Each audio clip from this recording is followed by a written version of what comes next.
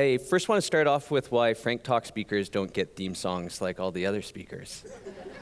I've literally, like, the last couple of days been like, what song are they going to pick for me? But maybe next year. My name's Joel, as it says on the screen, and today I was just asked to share my story of how I got into philanthropy. And in all honesty, this is the first time in this level of detail that I have shared this story, but I'm not sharing it in hopes of gaining all of your sympathy, and I also don't expect that my experience is unique. I know everyone in this room has a story that's brought them here to CAGP. So grade 10 for me, life threw me my first of many major speed bumps. At that time, my mom was the definition of health. She rarely drank alcohol, she never smoked, exercised often, and ate well. At the age of 48, she was diagnosed with ovarian cancer, had a hysterectomy, and was given the green light to go back and live a normal life. She wasn't feeling normal. It was later determined that that cancer had spread to her lymph nodes, and sadly she died within that year of her original diagnosis. At the time, I was 16 years old, and I don't think I fully understood the impact of losing mom at that age. But over the last 20-ish years, there's definitely been two things that have shaped my life ever since. The first, very clear, very early, our time here is limited, and it's up to us to make the most of it. And so if you've seen me around this conference or anywhere else, that's why I'm smiling 99% of the time. It's why my kids always ask, like, Dad, why do you talk to strangers? Like, you told us not to do that. And it's why I say yes to pretty much any opportunity, including when I was asked to share this story today. I truly believe that every day we get is a gift. It's up to us to push our comfort zone and have fun doing that.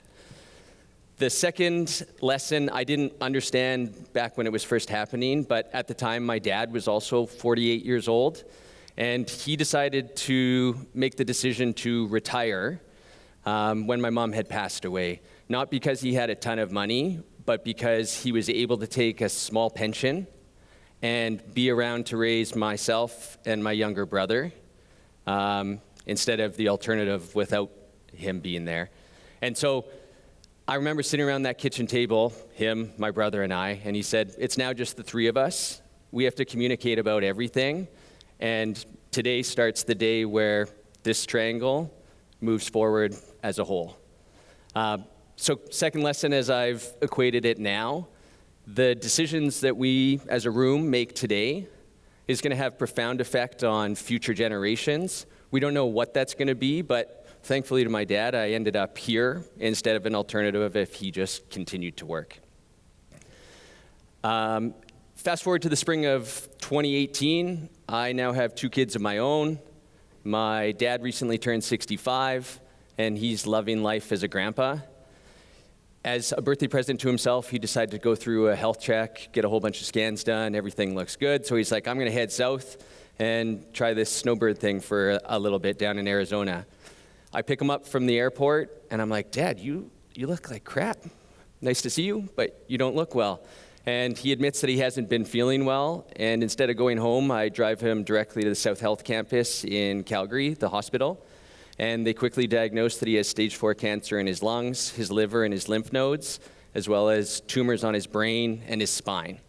And none of that was there 6 months ago, but it's very clear how quickly this is progressing. Knowing once how quickly it changed with Mom, I told Dad I'm putting my life on pause. We don't know how much time you have left. Move into our house, and let's make your final days, or years, hopefully, as great as they can be. So he walks into our house on a Monday, and as the week progresses, it moves to where I'm carrying him around to move. And on the 7th day, he also passes away. I'm at that time 35 years old. I've just said goodbye to my second parent with them sitting right next to me. And in all honesty, I'm devastated to have lost my hero. So why does that matter for Frank Talk CAGP today? I was also his financial planner at that time, and it took me a little while to get through the fog of him passing away. But when I came out of it, number one, it was clear I'd done the designations, I'd done some education, but I wasn't properly trained on estate planning and the types of conversations to have, and definitely not around philanthropy. Number two, there's still so many people out there today, accountants, financial planners, lawyers, that aren't having these conversations with their clients. And then number three, I had a bunch of clients that I said I was taking care of that I now realize they also had this gap in their financial plan. And so that's what lit the fire under me roughly 5 years ago. I basically told my team, I'm done talking about starting to focus on philanthropy, and I'm putting all my energy, all my time into this. And so over the last number of years, we've started to make shifts to allow us to do that.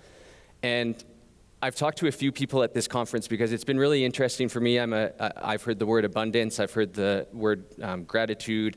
I'm a huge person that what we put out there definitely comes back. And the moment that I said, I'm committed to philanthropy, the world's responded in ways that I could never predict, including being here already. But when I look at the clients and donors that we've sat down in front of, they've become more philanthropic because of the conversations and advice that we've had. I've met so many incredible people in this room and that aren't in this room that have all had wide open arms welcoming me. And I joined a company in 2020 that ended up giving me Dwayne Osborne as an unintentional mentor. Like, huge win. And number three, I've had the opportunity to stand in front of groups like this, charities staff, charities boards, and their donors, to simply just say, I'm here to help educate and make sure that you're giving in the most efficient way possible, which is leading to larger gifts.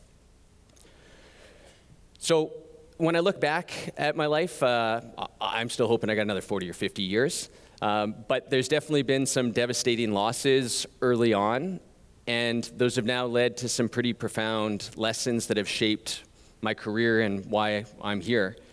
At times, it felt super like a huge mess.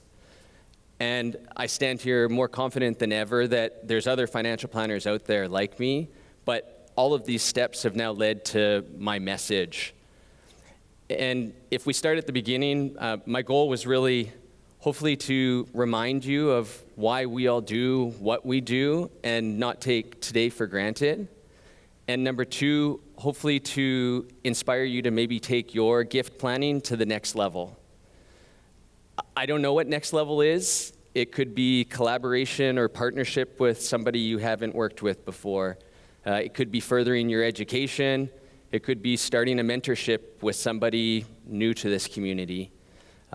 It could be becoming a monthly donor. I don't have my tattoo on. Becoming a monthly donor. It could be, that part I'll leave up to you. But when I look around this room and the last few days that I've spent at this conference, I truly feel that it's a privilege that we're all here, but it's what we choose to implement when we leave that's going to shape the future of philanthropy. Thank you.